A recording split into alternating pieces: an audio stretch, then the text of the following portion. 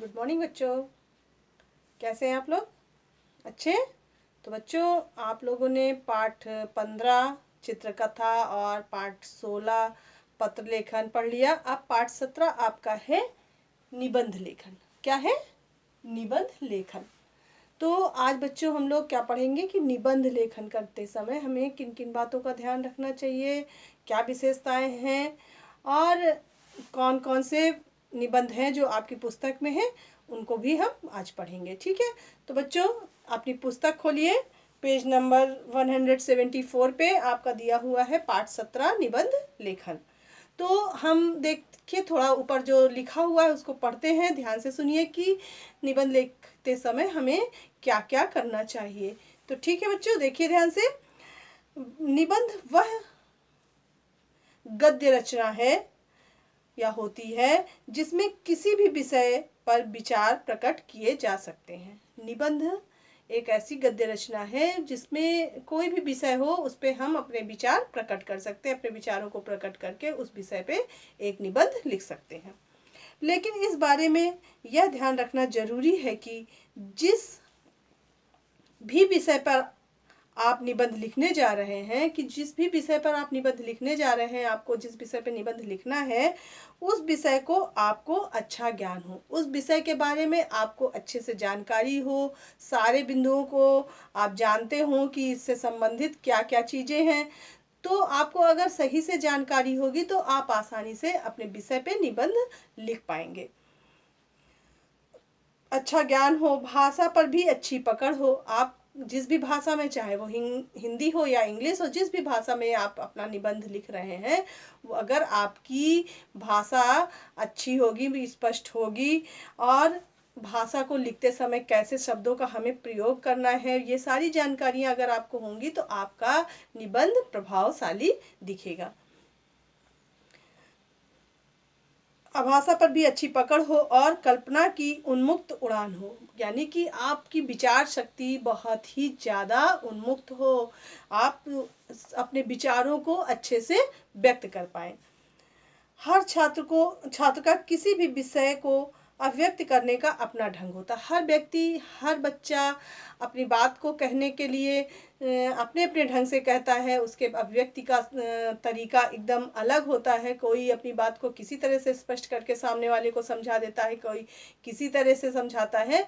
सबके समझाने का थोड़ा तरीका अलग हो सकता है। यही कारण है कि एक ही विषय पर अलग अलग छात्र अलग अलग तरह का निबंध लिखते हैं, कि विषय एक होने के बाद भी हर व्यक्ति उस निबंध मतलब उस विषय के बारे में अपने विचारों को जब प्रकट करता है तो थोड़ा अलग, एकदम अलग हटके आता है, क्योंकि वो विषय उसके विचारों पे आधारित होता है। अगर हमारी सोच कुछ है, अलग है, तो हम उस हिसाब से अपने विषय पे विचार अपने व्यक्त करेंगे, और जिस व्यक्ति की जैसी विचारधारा होगी वो अपने अनुसार अपने विचारों को व्यक्त करेगा। तो इसलिए विषय सेम होता है, लेकिन हर व्यक्ति की अभिव्यक्ति उसके प्रति अलग अलग होती है। यही कारण है कि एक ही विषय पर अलग अलग छात्र अलग अलग तरह से निबंध लिखते हैं। फिर भी कुछ ऐसी बातें हैं जिनका आपको निबंध लिखते समय ध्यान रखना चाहिए। निबंध कुछ ऐसी बातें हैं कि जिन्हें हमें ध्यान रखना जरूरी है। तो देखिए, लिखा हुआ निबंध के विषय से संबंधित विविध पहलुओं की जानकारी एकत्र करना। इसके अंतर्गत सूक्तियाँ, उदाहरण, काव्य पंक्तियाँ आदि भी हो सकती हैं। आप विषय से संबंधित जानकारियों को इकट्ठा कीजिए। वो सूक्ति मतलब कोई दोहा हो सकता है, कोई काव्य पंक्तियाँ मतलब कविता की पंक्तियाँ हो सकती हैं, जिनको आप अपने निबंध में लिखकर अपने निबंध को और प्रभावशाली तरह से व्यक्त कर सकते हैं।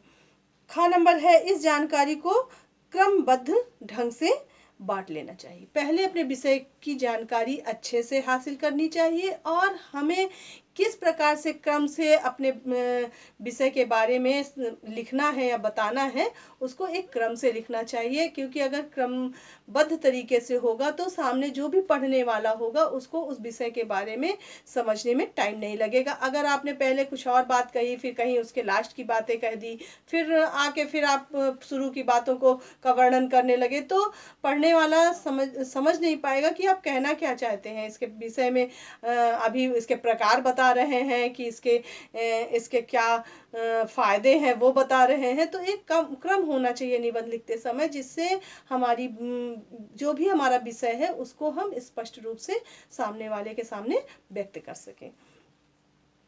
विचारों के अनुरूप सरल मुहावरेदार भाषा का प्रयोग करना। विचारों के अनुसार जो आपके विचार हैं उस विषय के प्रति, उनको सरल मुहावरेदार मुहावरों के रूप में आप अपनी भाषा में प्रयोग करके उनको व्यक्त कर सकते हैं, लिख सकते हैं। विराम चिन्हों, वर्तनी की शुद्धता व शब्द सीमा का ध्यान रखना। विचार जो भी हम अपने व्यक्त कर रहे हैं, उन विचारों को व्यक्त करते समय कहाँ पे हमें पूर्ण विराम लगाना है, कहाँ पे कौन सा, अगर हम कहीं संबोधित कर रहे हैं किसी को तो हमें संबोधन का चिन्ह लगाना है। जैसे भी जो भी विराम चिन्ह जहाँ पे लगने चाहिए, या हमें थोड़ी देर के लिए रुकना है तो अल्प विराम का प्रयोग करना है।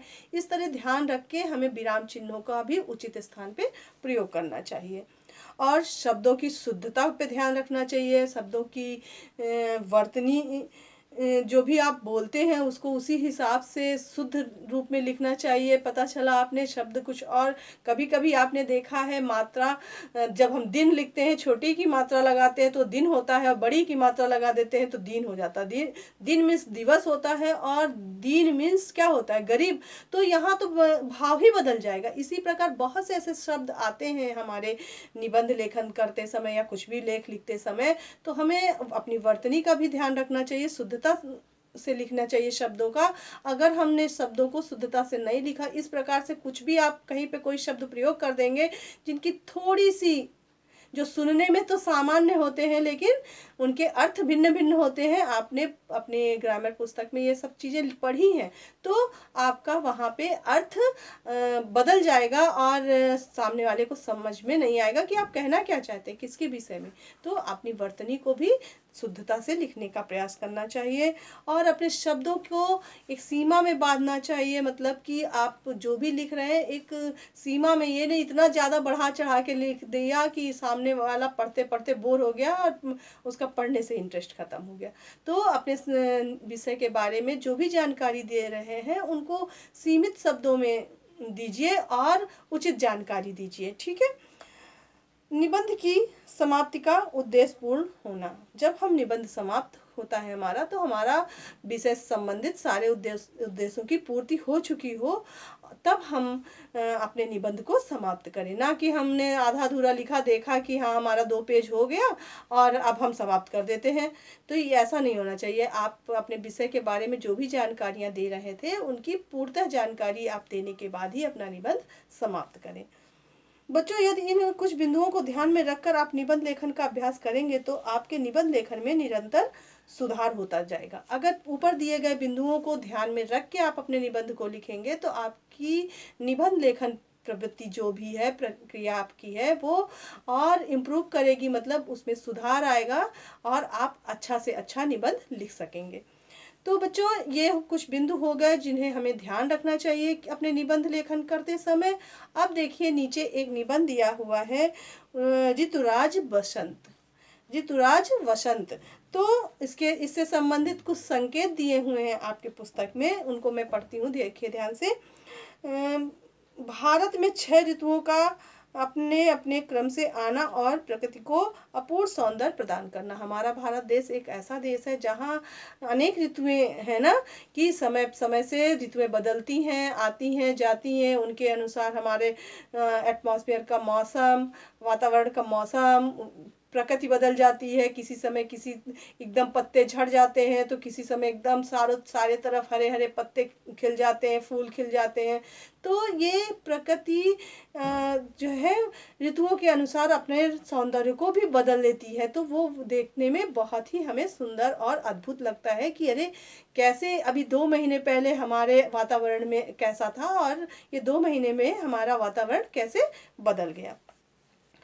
ठिठुरती सर्दी के बाद बसंत ऋतु का आगमन। जब ठंडी जाती है तो कौन सी ऋतु आती? बसंत। प्रकृति का खिल उठना, पूरी तरफ प्रकृति खिल उठती है, चारों तरफ हरे भरे पेड़ पौधे दिखते हैं, फूल दिखते हैं, सुंदर सुंदर रंग बिरंगे फूल खिल जाते हैं उस समय। बसंत पंचमी से आरंभ बंगाल में सरस्वती पूजा, उसके बाद बसंत पंचमी आती है और बंगाल में सरस्वती पूजा के रूप में भी ये मनाया जाता है।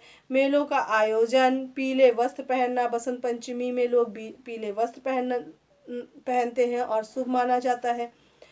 पीले रंग के पकवान बना के खाते हैं।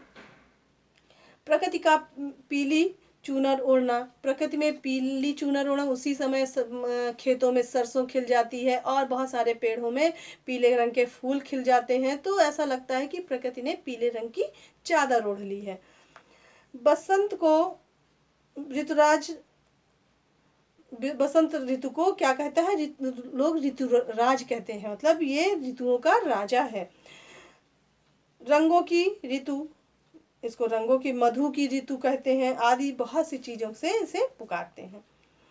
किसी उपयुक्त सूक्त या काव्य पंक्ति द्वारा समापन, अपने निबंध को समाप्त करते समय हम किसी सूक्ति का, किसी दोहे का या किसी काव्य पंक्तियों का प्रयोग करके अगर समाप्त करें तो हमारा निबंध और भी रोचक दिखेगा।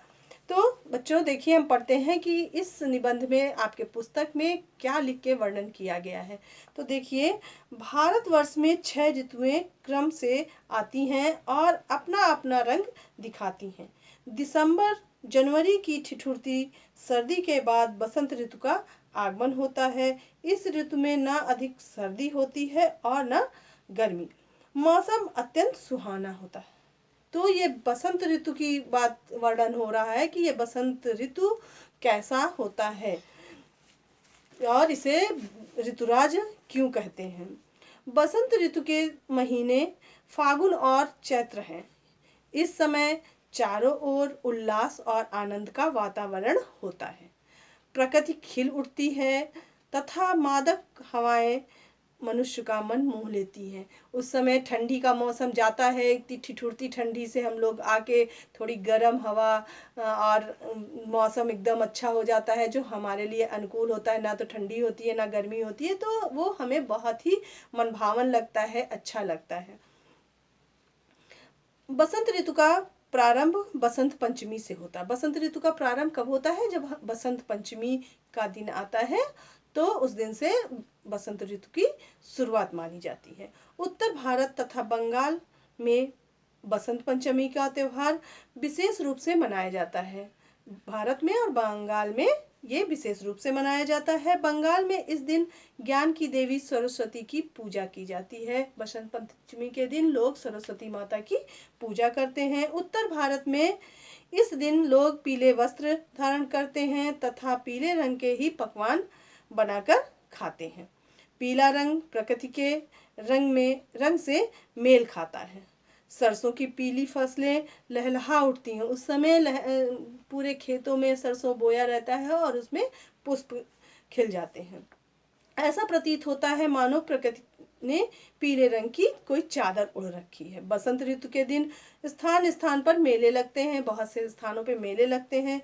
लोगों के लिए एक प्रकार से यह सामाजिक त्योहार भी है, क्योंकि मेलों में मित्रों सगे संबंधियों से मेल जोल होता है। बहुत से लोग इस शुभ दिन पर अपने बच्चों का शिक्षण भी प्रारंभ करवाते हैं। समाज में प्रचलन है कि इस दिन सरस्वती का दिन है और इस दिन अगर हम अपना बच्चों का विद्या आरंभ संस्कार करवाएं तो वो बच्चा पढ़ने में बहुत अच्छा रहेगा।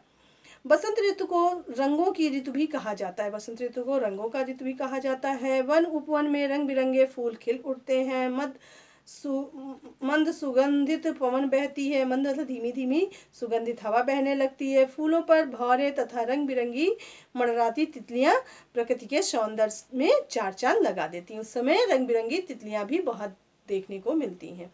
इस ऋतु में प्रातःकालीन भ्रमण का अपना ही आनंद होता है। इस ऋतु में सुबह अगर टहलने भ्रमण करने के लिए जाए तो उस समय का मौसम बहुत ही सुंदर और सुहाना होता है। बसंत ऋतु को मधु ऋतु भी कहते हैं। बसंत ऋतु को मधु ऋतु भी कहते हैं। कृषक अपनी फसलों को पूरे यौवन में देखकर मस्ती से झूम उठते हैं।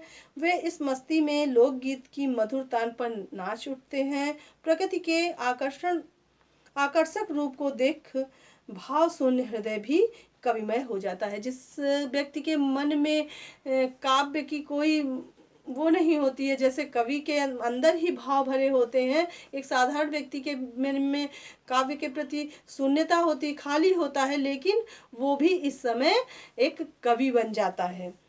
देखिए नीचे पंक्तियां कुछ लिया, आया ऋतुराज बसंत, शीत का हुआ है अंत, बागों में हरियाली छाई, प्रकृति मन मोहने आई, झूम रहे हैं दिगंत, छा रहा है आनंद अनंत।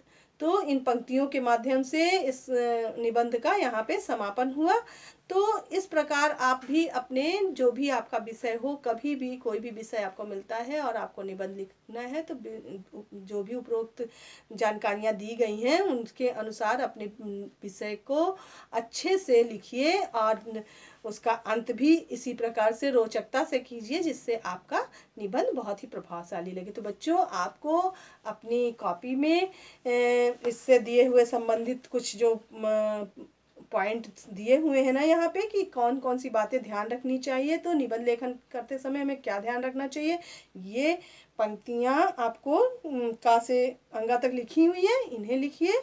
और आप अपनी कॉपी में पहला ये निबंध भी आपको लिखना है और याद करना है। इसके अलावा 3 निबंध आपको और लिखने हैं जो कि आपकी पुस्तक में दिए हैं, क्योंकि टोटल आपके 8 हैं और 4 हाफ ईयरली में आने हैं। तो इन चारों को आपको अच्छे से तैयार करना है। तो बच्चों, आज के लिए इतना ही।